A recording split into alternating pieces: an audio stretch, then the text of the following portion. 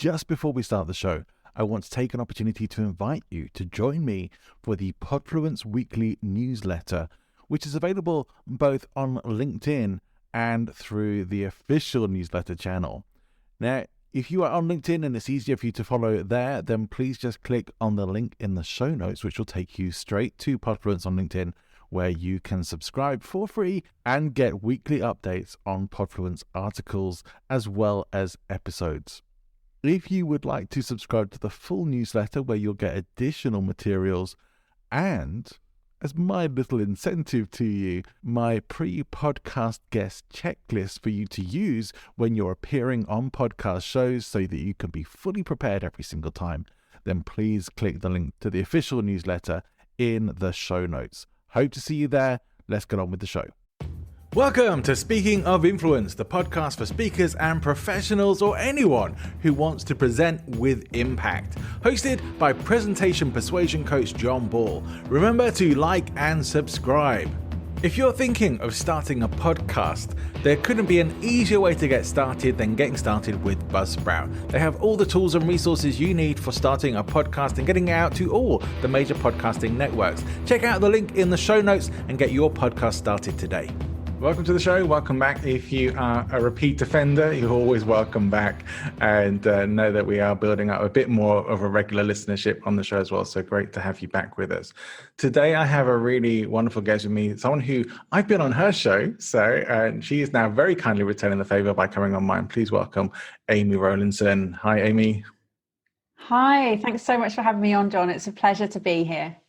I'm really pleased that you agreed to swap and to come and be on my show after having been on yours. I had a really nice experience being on your show. Your podcast is Focus on Why, and it's been number one in the iTunes charts, right? Not quite. So I got to number 4. So I had a podcast before, which was the Property Vault, and the Property Vault got to number 1, and this one is yet to get there. So, but yes, I am essentially a number 1 podcaster, but not with Focus on Why. Focus on Why has only been going, not yet. Yes. It's only been going since April 30th of 2020. So it's still sort of in its sort of fairly early stages, but it's been, at the moment of recording, we're in 69 countries. So I'll take that as good growth. That's fantastic. Yeah, so it's doing really well. And, I speak to a lot of other podcasters, and, it's a real mix across the board. Like I say, I'm still just starting my second year of my show, and things are going okay. I mean, according to everyone I've been speaking to, I'm more or less on track for an average kind of show, and perhaps wasn't as strategic as I could have been in launching. So I know if I do a podcast again, there's a lot more strategy. You learn so much when you get into this. I think you were very strategic when you launched your show. Right? You knew what to do. You knew how to get the publicity in there and to get it on some charts and things I wish I'd known. But your show is very much about focusing on why people do things. So therefore the title, which is also very tied in with your professional life as well. So you do coaching. What kind of coaching do you do? Well, it started out as property coaching. People were asking me how to get started in property and how to build a portfolio, purely because they'd seen me do it. And coaching wasn't necessarily something that I'd even thought about. So I started working with people one-to-one, and also had a mastermind, which I've been running for free for women in property who were sort of fellow people that I met on networks. And I pulled together a mastermind, and that sort of evolved into one-to-one coaching. And then I realized actually it wasn't necessarily the property that people wanted to come to me. Yes, there was an element of mentoring here and there, but a lot of it was personal development work that people needed help with, and more specifically, life purpose. So essentially, I've been life purpose coaching, and I love it. It just combines that energy that you have for finding your sort of living purpose. What is it you're going to be leaving behind as a legacy, and also living that legacy today. There's no reason why we can't do that, and helping people to discover their why they're here, and what they should be doing in terms of what they want to be doing, not from a societal value sort of perspective, but just what they really, really drive and what they love doing. So yes, I kind of sort of fell into it. I don't know if all coaches fall into coaching, whether some people actually specifically go for it, but this is my journey and this is how I have been coaching over the last couple of years. No, well, I mean, I didn't fall into coaching. I very much decided to do it, but it's interesting that you were in one specific area, like property coaching, mentoring is quite a niched area. One thing that I know, that whatever niche you work in as a coach, and hopefully, as a coach, anyone who is coaching or wants to be in coaching should be working in a niche. Otherwise, it's going to be a real struggle. But whatever you end up working in, you often end up working on everything. And I think that's primarily because life isn't so compartmentalized that we can chuck everything into little boxes and it's all separate to each other. Everything crosses into everything else. And so if one part of life isn't going very well, it tends to pull other things down. But when you start working on improving a few particular parts of your life, it starts to lift everything up. That's been my general experience in coaching over the years. Do you find similar yourself? Absolutely. And what happens is once you start to get strong in one area, you realize that you can then move into another area and work on that as well. So you are one person, and all the different facets of your life all come together. People wear many hats, but often they sort of lose the focus or they lose a drive in a particular area, and that actually has quite a sort of negative impact on their other areas, even though they don't realize it. So absolutely, people come because they recognize that there's an issue, or they've got a sort of a particular problem that they want to overcome, but what they don't realize is often that is not the cause. There's other elements that so you unravel first as well. Yeah. What do you tend to find is the case then with people who don't feel that they have a life purpose? Is it always the case that they feel a bit sort of lost and meaningless in their world? It's really interesting because I think a lot of people come to me, and I tend to work with, I call them midlife beginners. So people come to me at that sort of midlife stage where they realize that the career they'd been in or the particular business that they had wasn't really fulfilling, and it wasn't sort of meeting their needs and their values. And yet, actually, when we get down to it, they didn't know what their values were, and they thought they did. But actually, again, it comes back to that societal values, that they were sort of doing things under the premise of should and need to, as opposed to what they were wanting to themselves. So going through the values exercise with people is probably one of the most sort of transformational pieces that I do, because they realize that now that they're working or they're creating something, it's because it comes from their core. And these things have always been there, but they just hadn't spent the time on working on it. And I'm sure you do the same with people. Similarly, although I don't always work on people's values, most of my coaching work isn't really so much ontological coaching about their sort of purpose and being. It's more, I'd say it's more sort of specific business coaching on, I end up working with a lot of people on getting their businesses rolling and growing. And now my work primarily is on helping them with their public speaking and training skills. So I can't say that those things never come up, and they do sometimes with clients, but it's not the prime focus of the work that I do. But certainly any coach should be able to work on those things. And it's great when you actually have people who specialize in that. What's the first question that you would ask somebody to help uncover those values? It's quite there's a lot of layers to go there, but what I will do is I'll work out really what it is that they want in life, who they want to be, and why they want to do that. And a lot of people don't know those answers. They're actually, it sounds like a simple question, who do you want to be, who are you, and what is it you want? A lot of people know what they don't want, and so we have to sometimes work from there and then sort of move away from that and work towards what they do want. And actually, again, it's keep asking the questions until actually the real answers start to come out, so the real answers from within. So to work with people's values, it's a case of, again, working out what it is that they're doing right now, just talking to them about what they've done, going through a life map, which really helps to sort of pull out the themes and the sort of repetitions there, and show people that there have been patterns and there are peaks and troughs, and we all have this journey, but just to show people that they have been living in accordance with their values, they just didn't know what they were. So there's lots of different elements. So it's not like a one question, it's sort of a bit of a discovery process. Yeah, you may find me muting my mic whilst you're speaking. It's just because it always seems to be when I'm recording that the workmen next door start doing banging, and typical, right? That's how it goes. But it's really fascinating. I know one of the things that I've spoken on this area of sort of life purpose and life meaning. And what are your feelings about where that comes from for people?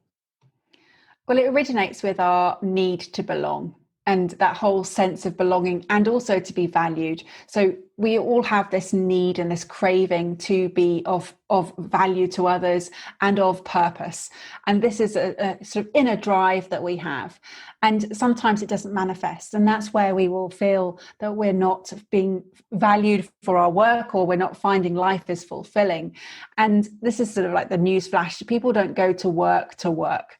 They go there to meet their needs and their values. And that's unique to everybody. And it's often that they are misaligned, and that's where they will find this sort of difficulty or conflict in sort of showing up at work and then not having a great time and not understanding why.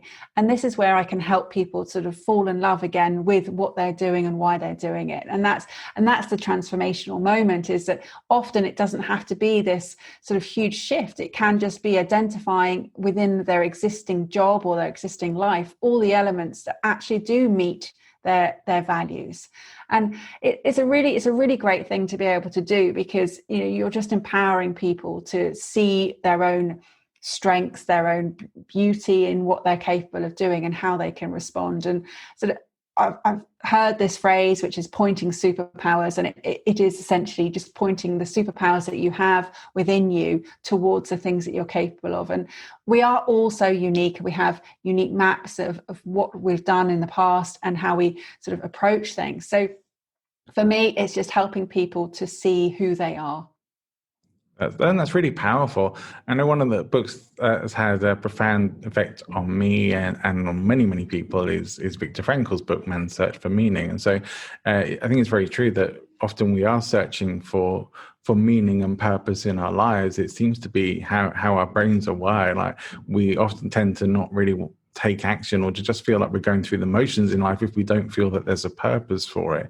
And yeah, it seems that from most of the books that I read that seem to have great value in that sort of area, the purpose stuff really comes from what you decide, how you want to serve, how, as you said about being feeling useful, appreciated, and serving the world in some way, using your talents, your superpowers in whatever way possible. And I feel that's something that, personally, I feel like I've always aimed to move in that direction. I made myself a promise at the start of my working life that I was only ever going to do work that I really enjoyed doing and that I felt fulfilled by.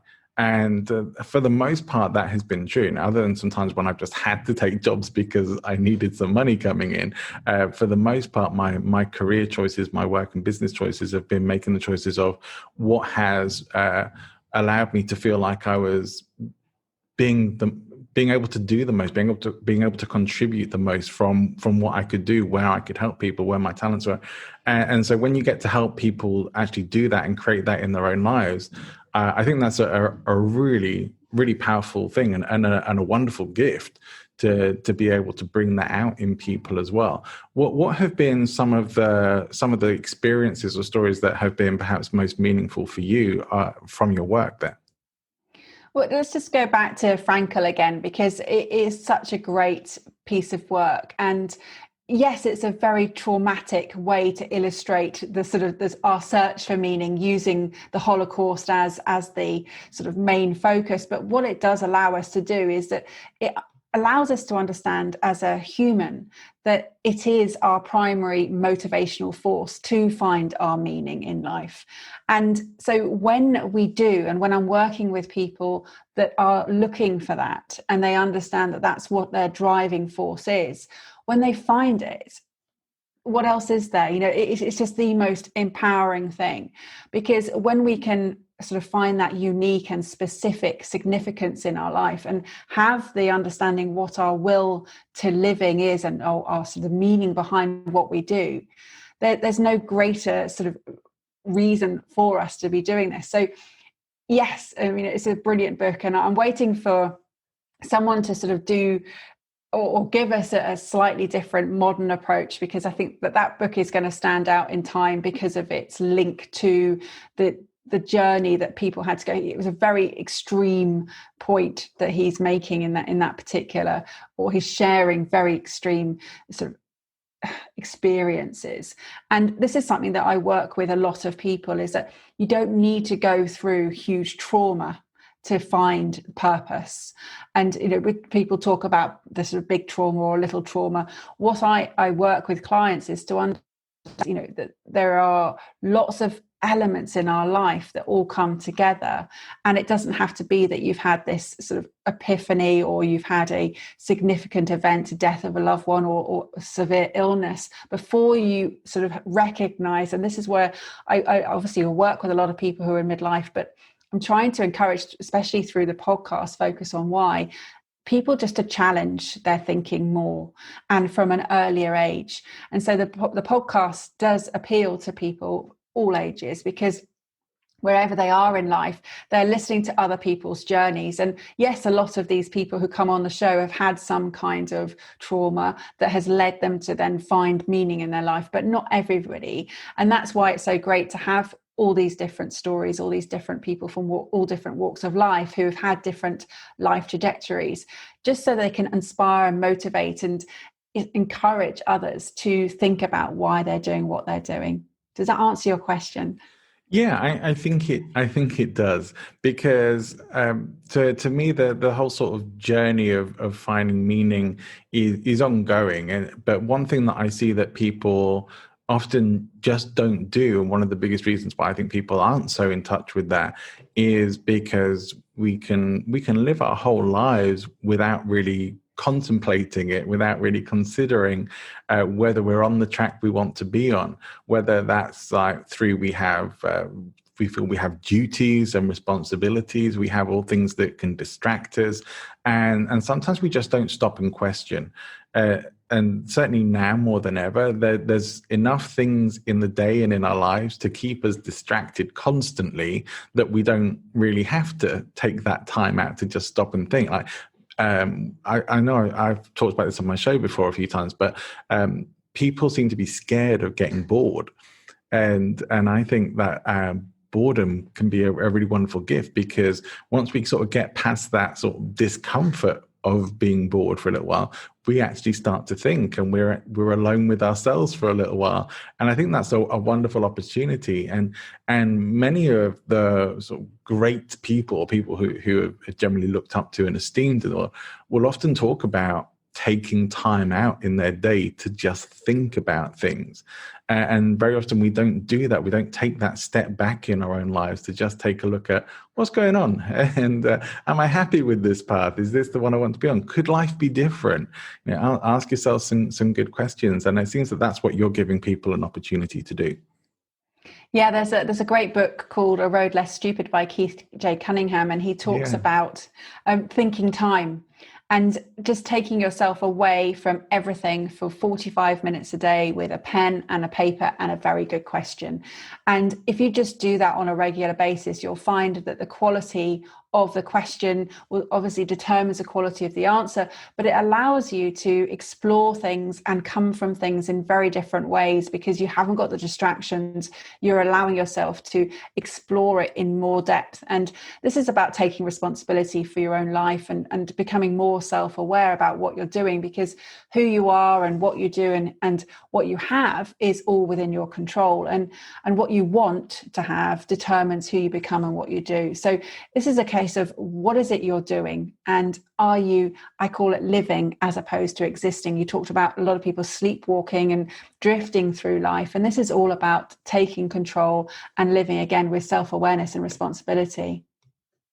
It is very interesting to me that you mentioned that book, because I had it recommended to me by a guest, say maybe about 3 or 4 months ago, and had added it to my audiobook list, because I tend to listen to audiobooks whenever possible, and I actually started listening to it this morning on my way to work. So it's interesting that you bring that book up, but I'm only maybe 5 chapters in, but I'm very much enjoying it, and talking and thinking about those questions that we should ask ourselves, and thinking, yeah, I've already been thinking about that thinking time. I try to give myself that every day. I have my journaling time. I have my gratitude time, and I think those things are so important. And I know that for you, habits and what do you call them?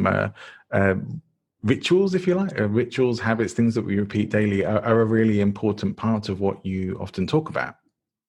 Well, it was Aristotle who said we are what we repeatedly do. So yes, I journal, and I've just started my year 5 of daily journaling.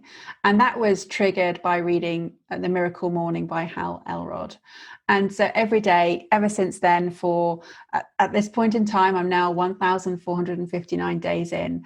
And that again shows about the habit. And what does journaling give me? I mean, it's so invaluable. Yes, I sort of am grateful for things, and I document that. But what a journal shows me also is it gives me an opportunity to write down my goals, and also how I'm feeling and my emotions on a daily basis. And what that does is there's also a different way I journal, which is, I call it streamless journaling. So I'm just journaling without thinking. So there's 2 different journals. One is a record of how that day has gone and what I'm grateful for, and things that I've achieved or struggled with and all of that. The other one is, as I wake up, I just write for 3 pages without thinking. And there's no editing, there's no censoring. It's just purely writing. And what that does is it allows me to get rid of all of the things that are just going on in my mind, that clutter.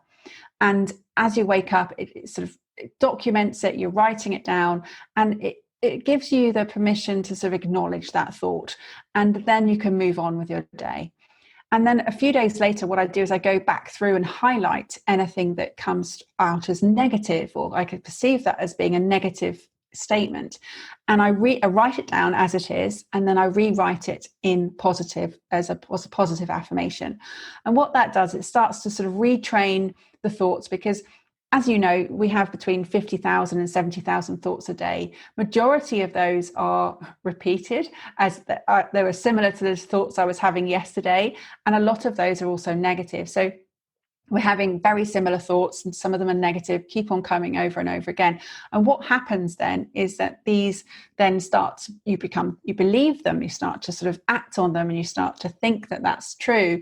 So by reframing and rewriting these, and just sort of acknowledging them, it allows me to have that brilliant repositioning of saying, well, that no longer serves me. I don't know why. I don't need to be saying that, and rewrite it and start thinking very much more positive. And it totally changes, because when you start changing your self-talk, everything changes for you. Yeah, absolutely. And the reality is most of us are unaware of the internal conversations that are going on, but also that I think all of us really have self-talk that isn't 100% supportive all the time, and sometimes is very much the opposite of that, can actually be quite destructive and pull us down and stop us going for opportunities, or trying things, or thinking that we can do something, and really going for it, and holding ourselves back. We all have these things, and I think we all have room for improvement. And so it sounds like this for you is something that gives you the opportunity to pull those things out and see what's actually going on in your unconscious. I must admit, I don't do that kind of journaling. I do my gratitude journal. I do my productivity planning.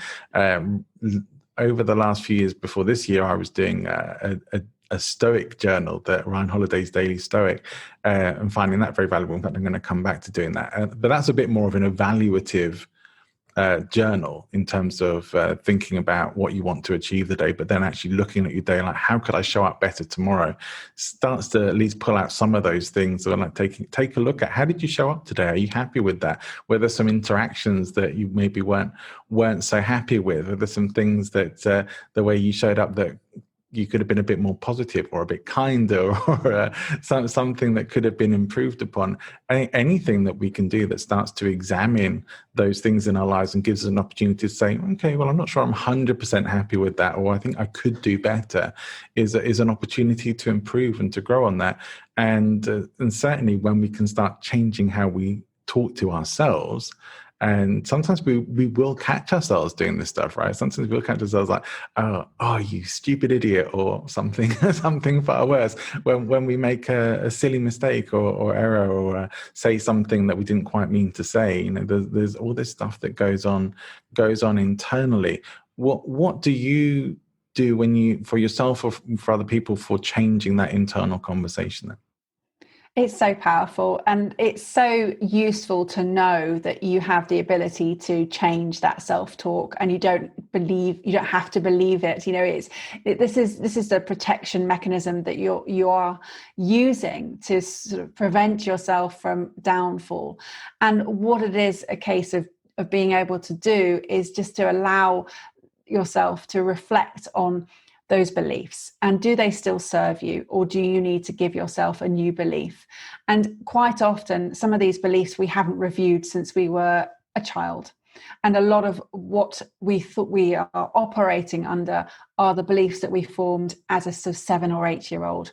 And that sounds insane, because you're thinking, how on earth can I still be operating from a belief that I formed when I barely knew what was going on in the world? But that's what happened. And a lot of our stories, particularly around money, and I know this is something that you work with a lot in your coaching, John, is that a lot of our money beliefs were formed when we were in this age of 7 or 8. And it's a case of saying, okay, I actually know quite a lot more about the world right now, and I'm in a better position to have better beliefs and understanding. So thank you very much, you know, for helping me all these years. But actually, I'm going to take it from here, and this is now the new belief system, and that can be applied into so many different areas. And it's a fantastic sort of opportunity for you to sort of start to think about, you know, what it is you really believe in. And again, it comes back to, what are the societal values as opposed to your own belief systems, and really giving yourself that refresh in all these different areas, and start to challenge, you know, the thinking of what it is you really believe in. Because quite often we are on this autopilot, and we don't look at our beliefs, we don't look at our values regularly and just really think about them. We just take them as sort of assumed.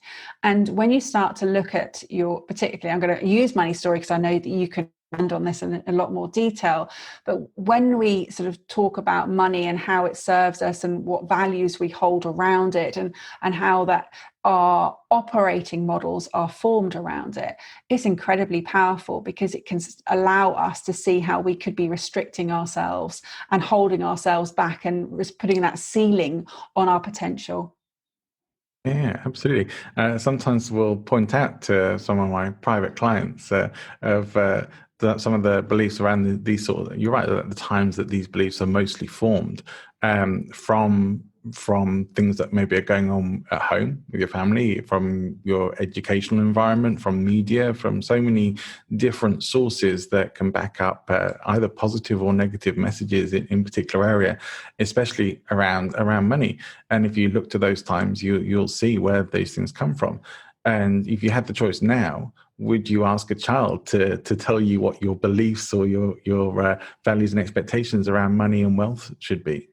You probably wouldn't, and unless it was a very empowered and educated child, I would hope. But that's what we tend to do. We tend to be, as you said, we tend to be stuck with these beliefs or decisions that we have from early on in life, and often, again, not challenging them and not seeing that it actually could be different, or maybe we could have taken away a more positive meaning from those experiences earlier in life, that perhaps we were meant to take that positive meaning away, but we didn't at that time. So maybe going back and re-examining what could have been the positive decision that you could have taken away from that is a good way to start healing the past and saying, okay, well, it doesn't change what happened, but it does perhaps change what you take away as the meaning of what happened, which I think is where things perhaps start to change at that deeper level. It's always interesting working with these deeper rooted beliefs, and it's one of the things I've been writing about this week as well for a course that I'm working on, because in terms of creating a new belief, you have to build new neural pathways. You have to work hard. Like some people think, oh, well, I know what it is now and I know what the new belief is there. I've done it. It's like, well, no, actually it takes a bit of time to strengthen up a new belief and a new neural pathway, especially to get it to a point where it's stronger than the old belief that you didn't want to have, which is what it has to become. The more you use a new belief pattern, a new way of talking to yourself, and the less you use the old pattern, the weaker the old pattern gets and the stronger the new one gets. But that takes time. And that's what I think that's one of the biggest things that people don't want to give is or have a fake expectation around, is thinking that this thing can be instant. And I think it actually takes time to build up and to change those beliefs, and time and experience and questioning and thinking time, as you talked about. There are ways that you can expedite the process, which is useful, which is to use NLP techniques, and where you can use moments or particular events in your life that have got a very strong representation for you, and you can move those new beliefs into a similar way. And it's really quite powerful how you can create these images for yourself, these mental images, and give yourself a lot more strength behind that belief, which will help to, as I said, to expedite the process, and also reduce and eliminate and sort of delete the ones that are no longer serving you by sort of reducing them in size and defocusing them and taking them from color to black and white and moving these memories, because we have an incredible amount of memories in our brain. Everything is stored, whether we're aware of that or not, but every single thing is stored in our brain, and we have got access to it if we allow ourselves into our unconscious. And a lot of what we store is stored it's quite well organized, to be fair. And so what will happen is things that we deem to be similar events will put into similar storage systems. And what that also means is sometimes when we've put something into our brain and we've stored it slightly incorrectly, because we've got that perspective that we had as a younger child that saw things. I mean, we have millions of pieces of information that come in at any 1 second.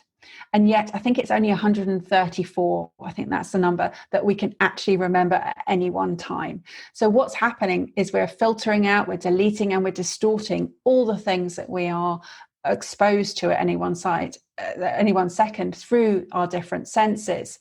And we can only actually sort of process and we filter out the rest. So it's really interesting if you think about all the millions of pieces of information, what got deleted, what got left out. So as you said, when you're going back to that particular event, we're perceiving it in that moment, and we've taken just a few elements. And so it's looking at the bigger picture again. It's understanding what else was happening at that particular event. It's so fascinating. It really is.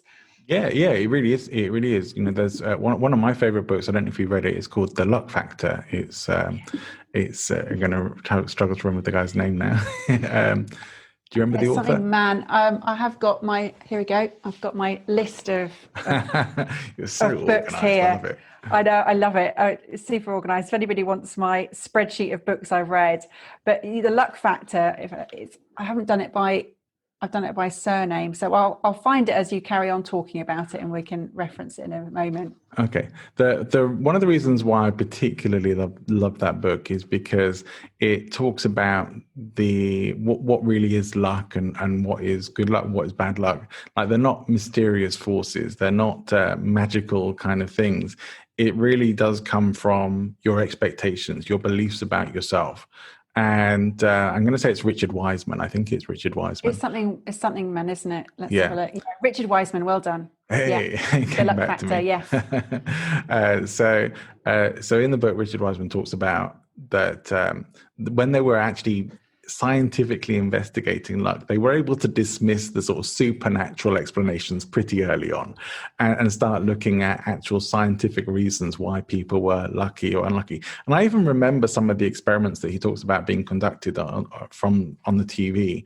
And what's been interesting from reading that is that lucky people just tend to act more in accordance with their belief that they're lucky, and more likely to take those chances or to strike up that conversation and to go for things that they might not otherwise go for. Whereas unlucky people are less likely to notice those things.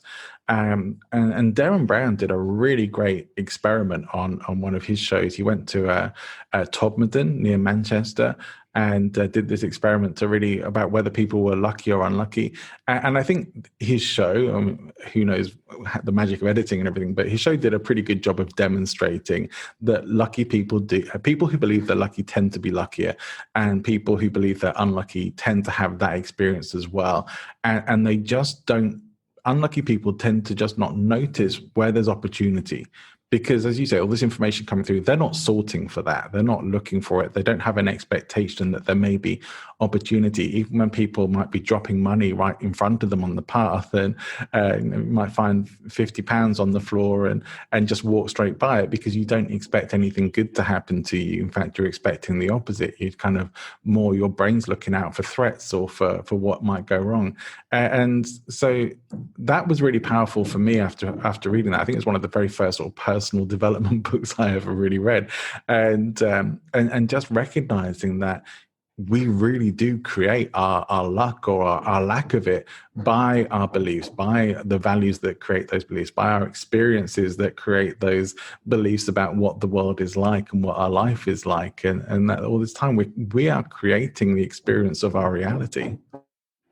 So every book I read, I do a bit of a mind map, and I know your audience won't be able to see this, but I can describe it. So for the luck factor, which I read back in sort of 2017, so the summer of 2017, this is in my journal. So this is what I do in my journal is I not only just read books and record my daily events, but I write down the key notes from each of the key books that I read. And the luck factor has 4 key principles in it, and you've highlighted them.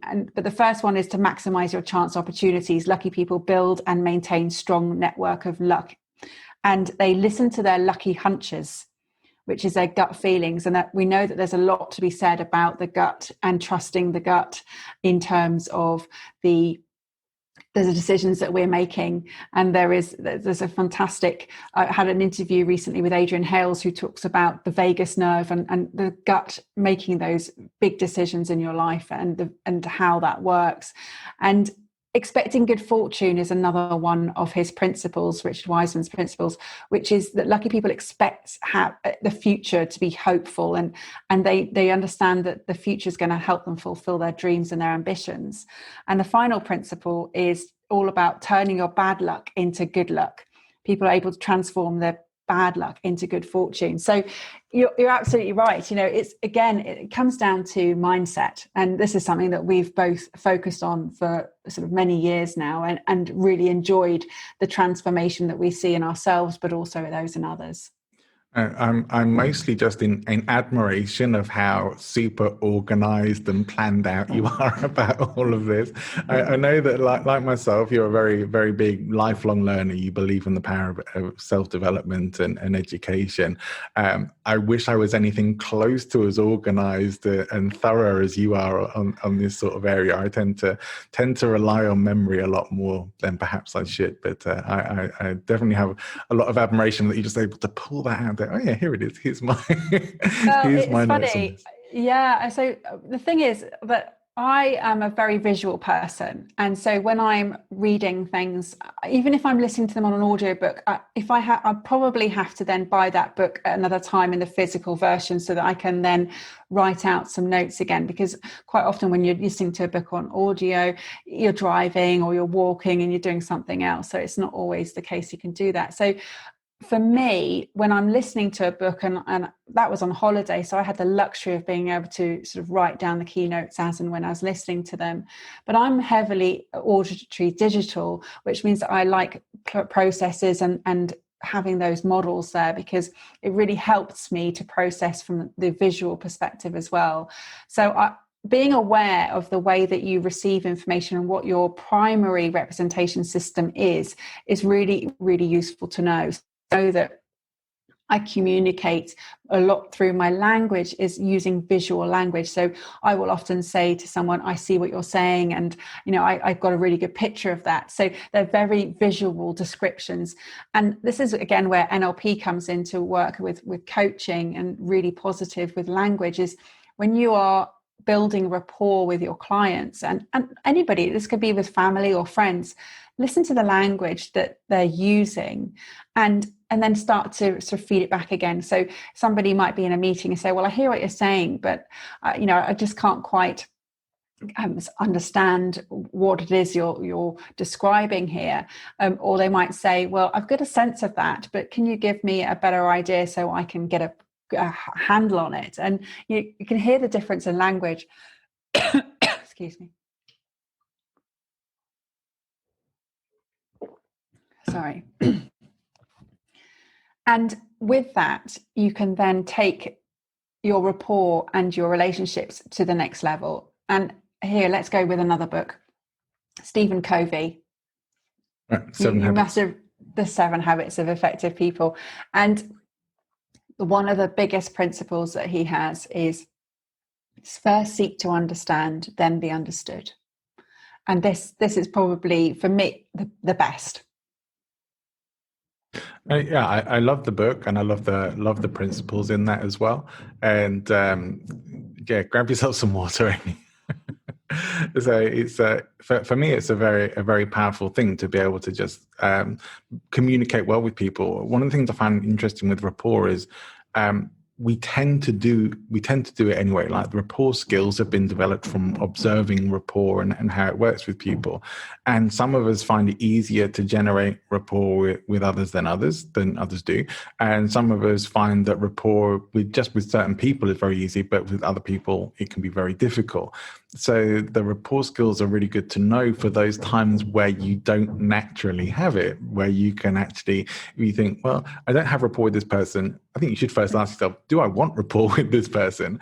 And if I do, maybe I can actually help things along. I can grease the wheels a little bit by, tuning into their language, tuning into their posture, how they speak, the speed they speak at, the resonance. There's so many different elements that you can actually copy into, which when you feel that you have that connection with someone naturally, you automatically do it. I know that particularly when I'm in the UK, which isn't too often these days, or if I'm mixing with English people or naturally English speaking people, I tend to pick up the accents of the people who I speak to. And I'm not the only person who does that, I know, but certainly as well, because like my origins are from the north of England. So if I go anywhere near someone who has been someone who's from there and has a strong accent, you can guarantee that you'll hear it. You'll hear it in my accent, and it will come out. And I think we probably all have those experiences. Sometimes we're having a conversation with somebody where you actually know pretty much what they're going to say next as well. I think that's a very high level of rapport that can sometimes happen. So really, when it's going well, I don't recommend stopping and questioning it too much. But when it's not there, that's the time to sort of take a look at, yeah, absolutely. How are they speaking? How could I actually make things a bit smoother here, if you want to, with that person? Well, you're talking my language here, John, because I actually studied linguistics at university, and it's been a long time since I've sort of thought about what you're saying, and remembering the sort of socio-linguistics element of the dialectology was fascinating for me, and how how children learn language, how we learn second languages. My dissertation was on how sort of foreign language learners perceive English vowels. Now, it sounds a bit niche, and that's what happens with a dissertation. It goes right in. But what it allowed me to do was just really understand how we learn language and how other people hear what we're saying. And there's so many different levels that you can take this. Is when you're saying something, you think you're being heard and you think you're being understood, but not always the case. So for this particular dissertation I did, I learned that actually, we have the ability to speak any language from the early ages. We have the physiology to be able to do so. I had to learn the International Phonetic Alphabet, which has got every single sound that every single language in the world uses. And actually, by the age of 8, we filter out the ability to produce that language. So even though we may learn languages as a sort of growing up as a child through to adulthood, and we may learn languages, we may never actually sound fluent. So we will be able to do it, but we won't sound that sort of perfect, sort of natural language. So this is a difference between people being able to discern the difference between a ship and a sheep. That difference in the sort of the vowel sound, to them, they can't hear that. Some different language learners, because they don't have 12 vowel sounds or 20 vowel sounds in their language. They may only have sort of 5 or 8. So this is a little bit of a tangent, but linking it into where we are sort of communicating is understanding other people and really trying to understand what it is they're saying. And it comes down to listening. Yeah, it's interesting. My husband is Spanish and from Valencia, where I live, and sometimes I can't tell certain words that he's trying to say. One that springs to mind is like, I can't tell the difference between when he says verb or burp, because they sound exactly the same to me when he says them. Whereas he's very clearly thinking he's saying the words distinctly differently. To my ears, they just sound the same. And it's fascinating. But, it's the same in Spanish. I know that I don't think I'm the easiest person, although I think I have a very clear accent in English. When I'm speaking Spanish, people really struggle to understand me, and it's interesting. It takes a while to tune in to somebody who's speaking your language with a heavy accent. It's a fascinating area, and certainly maybe one of the things that perhaps makes it a little bit harder sometimes to create rapport in those situations too, because there's a bit more of a barrier to overcome in order to do that. So you might have to focus on some of the other areas like physicality, matching, mirroring, and maybe you can actually focus more on the things like the tone of voice, the pitch, the speed, and the things like that to create the rapport, so long as you can actually communicate in the same language. But yeah, it's a fascinating area. It's interesting to know that you studied that and that you've gone on to have a new and different understanding of it as well. I do want to get on to talking about podcasting with you, because we're both podcasters, and it's a wonderful thing. It's something that I think I first started a podcast maybe about, oh God, I'm trying to think now, certainly over 10 years ago, maybe more than that. I think it might have been 12, 13 years ago. And I didn't do it. I like to keep saying I was probably one of the first people who ever had pod fade. I just sort of dropped out of it after maybe about 5 or 6 episodes, which is kind of normal now. Like, although there are millions of podcasts now, most of them don't go that far and often don't even get to a full series. But for those that do, I think there's a lot of value there. And there are podcasts on nearly everything now. And this is your second one. What has podcasting meant for you? So you say there are millions of podcasts. There are actually, as of today, 1,871,195 podcasts. Obviously, there are a lot of episodes to link to those, but in terms of how that actually factors, that there are over, I think it's 37 million YouTube channels. So let's just think about those two different sort of mediums. Why are podcasts why aren't there as many as YouTube channels? And it's a growing medium. And it's still in its nascence. I really do believe it's going to explode. And for me, YouTube, lots of people think, we need to do a video. But actually, how much time do people have nowadays to consume that type of material? We actually have a lot more time to do things on the run. And so that's where I believe that podcasting is going to sort of really come to the fore. So again, it comes back to that, how do you consume information, whether you're visual, where you have a preference for that. And some people aren't auditory, which is what a podcast primarily is. But what I believe a podcast allows you to do is to take on the auditory information and then you can play your own movie, you can play your own film and imagine your own life by listening to what you're hearing as well. And that's where I think it's actually sort of a really powerful concept with podcasting, because it is taking a particular medium and allowing it into your own world. It's very intimate. This is a one-to-one relationship with a listener. I'm speaking to you and you directly, and nobody else is in this relationship. And that's what I love about podcasting, is that it's very much just me and the listener. I love that there are so many different formats in podcasting, and for me, in terms of delivering podcasting, this is probably my favorite, being able to have a conversation with somebody, and we're not even in the same country, and we can sit down and have a conversation. I love that as well. But I love being able to just sit down, have a chat, and other people get to listen in on that. Because I know when I listen to podcasts, I sometimes feel like, to me, I want a podcast to be like, you go out and you're in a bar and you hear someone's conversation on the next table and it's really interesting, and so it's like you stop what you're talking about. I just want to listen to this. That's a bit what it's like. You get invited into what otherwise would be maybe a private conversation. You can do other things. Well, I do. I tend to do other things while I'm listening to podcasts as well. So you're not stuck in front of a screen, which I think is a really good point that you mentioned. Although I do put the stuff out on video as well with the podcast, but primarily it's an audio channel. But I love that people listen to podcasts on their commutes, in the car, going for a walk, in the gym.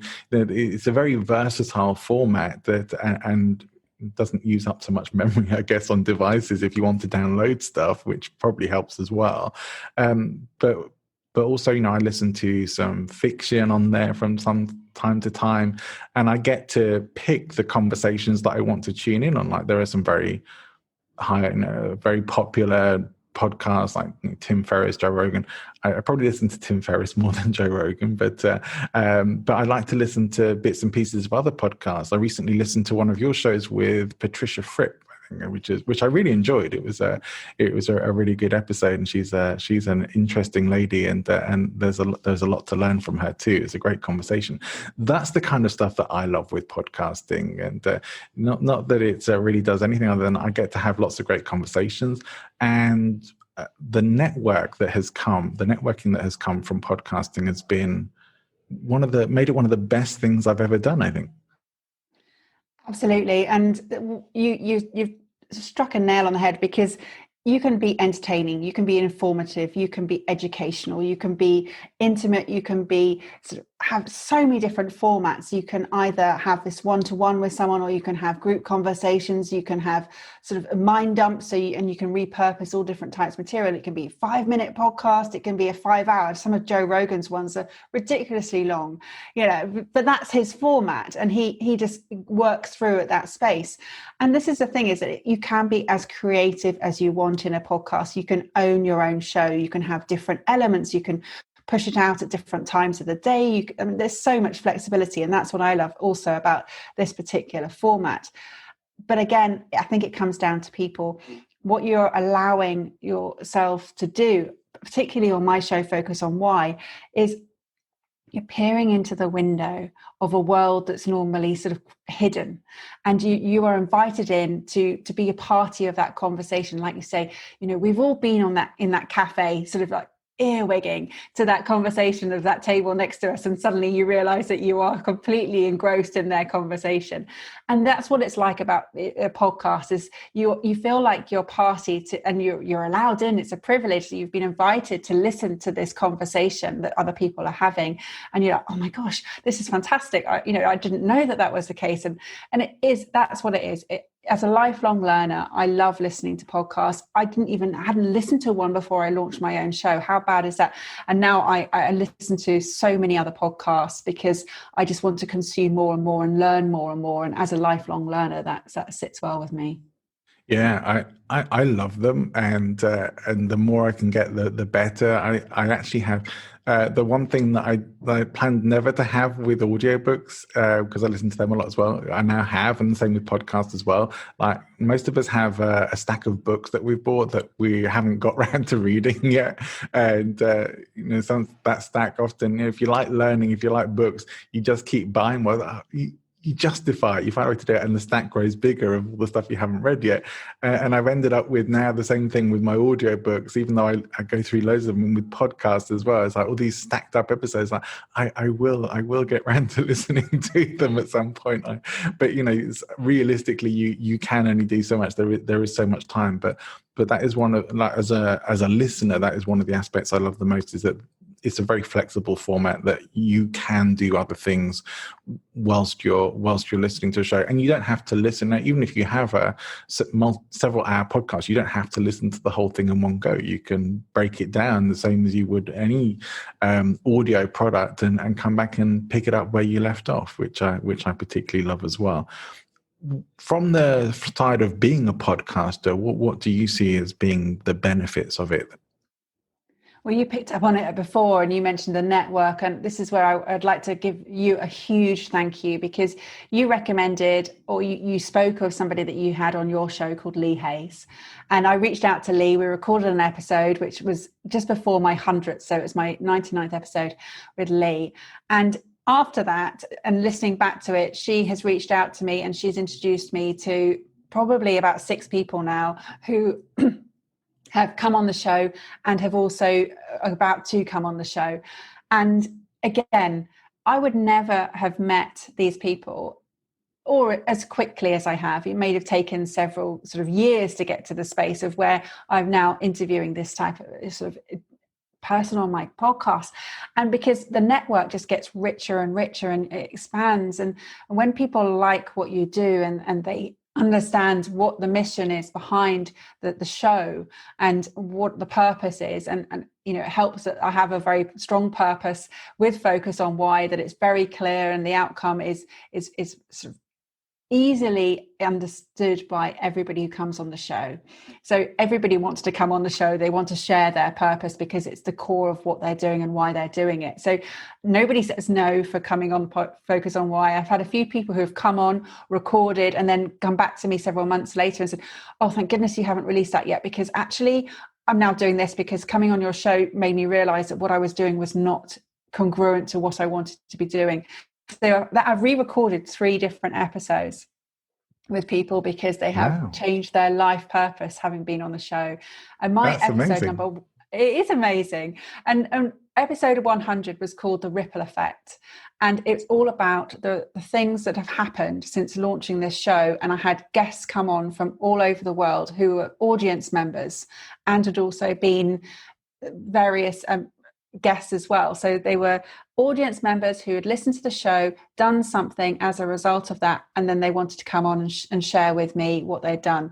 So for me, this show started out as being a personal, so I know what I can do to help the world at a difficult time. It's right at the beginning of lockdown. Sort of April the 1st, I woke up with an idea. The 30th of April, I launched the show. And within sort of 7 months, I had the 100th episode, which was on the 19th of October. And what that was, less than that, it was 6 months. And what that allowed me to do was just show people what is possible when you have a very clear focus, a very clear why, what your purpose is. And even if you don't have the clear idea of how big it's going to get or what's going to happen, just putting it in motion and allowing it to grow and evolve. That's what this show has done. Yeah, incredible. And blows me away. I love hearing stories like that. And one of the things for me personally with podcasting, I get what you're saying about sometimes getting connected to people who you'd never imagine being able to get to have a conversation with. That to me has been a wonderful thing. But in terms of the shows I put out, I think it is often more to do with what we talk about than who I talk to that people seem to care more about. Certainly my listener statistics would indicate that for my show at least, that's very much the case. I think there may be some shows that people might be more inclined to tune into with certain guests, but I do think for a lot of the time it is the conversations that people want to listen to. And some of my most downloaded episodes are ones with people that probably most people would never have heard of, and yet some of the most wonderful conversations. So the network stuff is amazing, but I also love that you get to hear not just from people that you might already know about, but from people who you may never have heard of, who have something really valuable to say or something very powerful to share as well. So you hopefully get a whole spectrum, a wider spectrum than you might otherwise get from more mainstream media, because like mainstream media stuff, especially even with audio media, tend to only put out stuff that is with known people who have already become established either as authors, speakers, or whatever, whereas podcasting actually allows people who may be just starting out but have something powerful and interesting to say, to have a platform and to get out to those audiences. That to me is one of the most wonderful things about it. It's a very, I guess, because it's not generally a for-profit industry. Like most podcasters aren't in it for the money. It would be a bad idea generally to just be in podcasting for the money, I think. But maybe it's because of that, because it is very much about giving and service, and you're inviting people not to make money off them, but to serve an audience. I think that's, to me, what makes it really a powerful platform. It really is. The podcast platform is a platform where your listeners are very loyal, and they will probably have 6 or 7 shows that they go to regularly. And so if you're pushing out content where people are enjoying it and they're consuming it, and they know consistently that it's going to be there, and they've got their walk on a Wednesday morning and they know your voice is going to be in their mind, that's what they're looking for. They're looking for that consistency. And it is about showing up and getting out there. And you can do this from your own home. So at the beginning of May this year, we ticked over the 1 million podcast mark. We're now almost doubled that by the end of this year. That's how much it's grown this year, because of the need and demand for people wanting to have that resource of consistency and interest. And what you're providing in your podcast, John, is you're providing that resource for someone who's going to come to you knowing that they know, like, and trust what the content that you've shared before.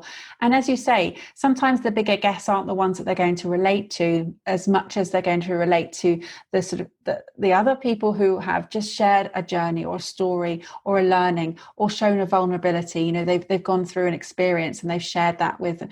That's where people go, oh my goodness, that is so me, or I totally understand that. That's just been so insightful. And again, that's what I'm looking for in my show. It's not necessarily about having big names at all.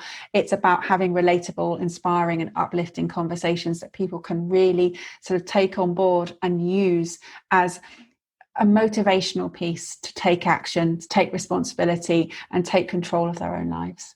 Yeah, from a personal growth sort of perspective, I would say that I feel that I've grown a lot as a podcast host, and maybe you have a similar feeling as well. That I'm a bit braver about approaching people. I'll start a conversation with somebody who I think would be a great guest, but based on that, because I guess it's that thing of having that purpose that's bigger than just me. It's not about me. It's about the show. It's about serving the audience, and so it makes me a bit braver. That I will go for it. I don't feel scared to ask someone. And I have had a few rejections from bigger names, generally because they are too busy with perhaps more mainstream or higher media, people who are higher up in the pecking order kind of thing. But often, people who I genuinely would not have expected to say yes do, and often I get people on the show who either have come through somebody like yourself who's connected with as a podcaster, or through the podcasting networks, who again just super interesting people that not everyone knows who they are, but they have something valuable to say. And those are the conversations that I always want to be having. Is like, to me, is about really adding something. The show should always be adding value, and I feel that on this journey, I feel like there were a few points where I started to perhaps lose sight of the purpose of the podcast and had to get myself back on track. And as soon as I realigned my values, brings us back to that, about the show and why I was doing it and what it was for and who it was for, things got back on track about serving the audience in the way that it should be. And those have been really powerful life lessons for me along the way. And of course, the networking is wonderful too. So for me, I totally agree. It's all about the contribution piece, about what I could bring to the table. I was already a podcaster before, and I had a very specific property podcast, which was sharing learnings and sort of educational tips around property. And then when that business sort of closed at the beginning of lockdown, I wanted to go into a broader space. I knew that with the coaching, it was going to be more of a mindset based. And that's when I sort of had a week to decide. And I gave myself a week to decide, because I was closing out the episode of my previous podcast. And I wanted to have something that I knew I could say, this is where you're going to come to. Because again, it's that loyalty. Let me take my audience with them. It was with me rather. And with that, I looked at what it is I was trying to achieve and who I was going to be sort of serving, who would my audience be. And I knew that there was something quite big here. And yes, I had that sort of self-doubt of, who am I to be that person? Well, I just thought, you know what, it doesn't matter. If one person listens and takes action, mission accomplished. Just do it. Just get out there. Well, that one person reached out to me and made me cry, because I literally, after that first show, I had a message. I had several hundred messages over the course of the next few weeks. But that first message that I got was, I heard you, I listened to your episode, and I just want to let you know that I am that one person that's taken action. And I was like, this is everything. This is exactly why it went through that process of pulling that particular podcast together. And those messages keep coming, and they keep coming, and they keep coming. And it's just so inspiring to know that, little old me in my house in, the middle of lockdown gave value to other people. And this is the thing, that when you don't value yourself, you can't go anywhere, you can't grow. And so I had to value what I had to give and take it from there. And with the different guests that come on the show, and they're so different, they've got such wonderful stories. Often when you listen to my shows where I've got the interview with a guest, I may actually only ask 2 or 3 questions, sometimes literally just 3 questions. Sometimes there's a bit more sort of interaction. We've had quite a sort of to-fro in this conversation. But with some of my guests, they've just been able to share almost a monologue, because they're talking about their purpose and their why, and it becomes so personal. And there may be sort of some moments where I'm just thinking in that space, what is it the audience would like me to ask right now? And that's where I go. And so I then have separate reflection and observations episodes after that, where I talk through the things that have been raised in that particular episode where they may not have been explored. And that gives me a voice separate to the interview. So I really allow my guests to share who they are, what they're doing, and why they're doing that in that particular space. Well, I love that. I'm going to have a think about doing something similar, like reflecting back on the shows. I really like that idea, and then sharing those thoughts with the audience as well. And that might even be interesting. To the guest as well, to what kind of thoughts and feelings you had afterwards. Actually, that's really interesting you said that, because my reflections episode came out yesterday, and it always reflects on the sort of previous 5 or 6 episodes for the past guests. And I had one particular guest reach out to me and say, I had no idea that that's how it came across, and that's really given me a lot to reflect on myself. So thank you. It was really valuable. And this is really interesting, is that often when you hear yourself it's not critiqued, it's just hearing what someone has taken away from that particular session. And I know that if I listened back to those episodes again, I would have different takeaways. So it's each of these episodes are like the gift that keeps on giving. There's so much content in there, and it's really lovely to be able to sit back from the audience perspective and just listen to it in a different frame. So I will put those episodes into my ear, go for a nice long walk, and just talk about, and just sort of go through, then write down some messages on my phone as I'm doing that. And then I come back and I sort of write it all out and record it. That's wonderful. I love that. You're giving me some food for thought, and I definitely appreciate that as well. I would spend all my days podcasting if I could, but I also love the other things that I do as well. But are wonderful, and certainly some very nice insights. So thank you. I might have to do a reflection on our chat today afterwards as well. So we've covered a lot. We've covered a lot today, and I think it's been a really valuable conversation. And one of the things I always like to get to asking my guests is, depending on the kind of conversation, but this is the right kind of conversation for this, is about the book recommendations. Like if I came to you, or someone just came to you and said, "Hey, what would be a great book? What should I read?" If you're going to recommend somebody a book or a couple of books, and you say, I've been thinking about some of the stuff, or I listened to your episode. What should I read following on from that? Or what's just been a really great transformative book for you that you would recommend? And I know that you keep a really good record of the books that you read. You've already showed us some of that. What would be the book or books that you would most recommend? So it really does depend on what it is you need some help with, or some inspiration with, or some insights with. So for different people that would vary, and it really is quite a bespoke conversation to have.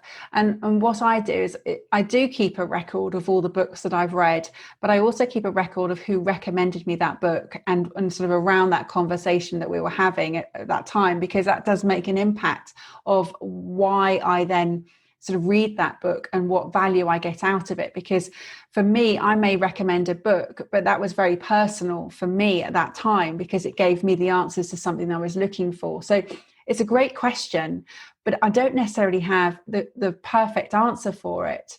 And so if someone was looking to improve their communication skills, I might recommend some books sort of around sort of TED Talks or Stoicism, or sort of even understanding more about NLP. So yeah, it's a difficult conversation. I think in terms of general life lessons, for me, one of the great books was Hal Elrod, The Miracle Morning. And it was purely because he talks about lifesavers. Now, I'm not going to spoil. Have you read the book? Oh, yes, several times. Yeah. Okay, great. So, but I'm not going to spoil the book for anybody who hasn't, in terms of why he wrote the book, because that is a story in itself, as is Atomic Habits by James Clear. So those two books were, for me, quite sort of emotional books because of the way that they were set up from the start. And then I took what they then had to say in a very different perspective. And from someone who is looking for purpose and looking to help other people with their purpose, they've been quite useful tools, as has The Slight Edge by Jeff Olson and The Compound Effect by Darren Hardy. And we talked about it earlier, The 7 Habits of Effective People by Stephen Covey. There's other books. I'm just looking down at my list to see if there's anything I've forgotten. I do have stars by my favorites. The E-Myth Revisited by Michael Gerber. And here we go. Mike Michalowicz, Profit First and Fix This Now. There we go. Yep, all good. And if I'm going to recommend a NLP book, I'm going to recommend The Ultimate Introduction to NLP, which is written by Richard Bandler and a couple of others. Right. And the reason I recommend that is because the type of style that this book is written in is as though you are attending a seminar. So you feel as though you are living, breathing, and in person in a particular event. And I think that's a really clever way to write a book, because it's using all of your senses. It makes you feel as though you're part of that process and part of that book. And it's a really clever concept, and I like that. So yeah, there's a few books to go with. Yeah, definitely. There's some great recommendations. Fiction or non-fiction, what's been your favorite book this year? Okay, so I love Mythos by Stephen Fry, and I've just ordered Troy. We listened to Heroes on the way down we managed to get out to France this summer, and that was great. So I listened to that, and I've just downloaded Troy, so I'm going to listen to that. But I've also downloaded Green Lights by Matthew McConaughey as well. Excellent. Some great book choices. I love it. So as we start to wrap things up for our conversation today, what are the best ways for people to come and find out more about you, your podcast, your coaching? Well, I hang around on all social media platforms. So I'm there on LinkedIn, on Facebook and on Instagram and Twitter. But I have a website, which is amyrowlinson.com. So you come and find me there. You'll find all of those links in the show notes, that's for sure, as well as the book recommendations. And so let's bring things to a close then. Ask all my guests to prepare some closing thoughts. What would be your final thoughts that you would like to leave people with? Work on your values. Really, really work on your values, because if you understand your values, you will be valued for your work. And that way you will feel fulfilled and you will live a life that is worth living. Wonderful. Great thoughts to close on. I've got a lot of value from this episode. I hope anyone watching or listening does as well. I'm sure we will. I'd love to hear back. Leave us a review, leave us your reflections, and make sure you check out Amy's show and Focus on Why and her website as well. It's a great show. Not saying that just because I've been on there. I've listened to other episodes as well, and it really is a very, very powerful show, and I really love it.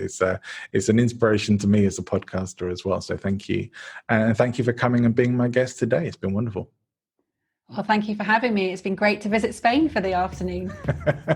At least virtually, right? Wonderful. Thanks for tuning in. Remember to like and subscribe. And if you enjoyed the show, leave us a review. It really helps. Whilst you're here, why not go and grab yourself a copy of the Last Minute Presentation Checklist, available for free from presentinfluence.com. If you'd like to be a guest on the show, or you know someone who would make a great guest, please drop me a line, john@presentinfluence.com, or connect with me on Twitter or Clubhouse @JohnABull, or come and join my Facebook group, Speaking Influence, where I'll be posting daily videos and you can get all the latest information on the show and everything that's coming up, and even have your say in the future of the show. Join me for my next show with the incredible TEDx speaker trainer who is Peter Hopwood. Had an amazing conversation with him, you won't want to miss it. And check out my brand new podcast launching very shortly called Points of Change. Look for Points of Change, you'll see my face on the promo. Come and check it out, download your first episode, and I will look forward to seeing you there.